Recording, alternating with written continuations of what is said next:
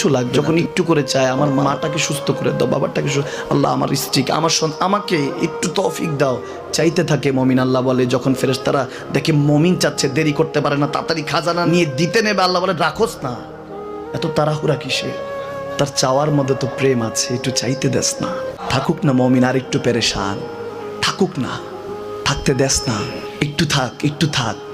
পেরেশানিতে রেখে আল্লাহ মজা নেয়, মহব্বত নেয়, মমিনের অন্তর থেকে খুশবু নেয়। আল্লাহর বড় মায়া, মমিন যখন চায় আল্লাহ তখন মায়ার নজর নিয়ে তাকায়, হায় হায় আমার বান্দা, সুবহানাল্লাহ।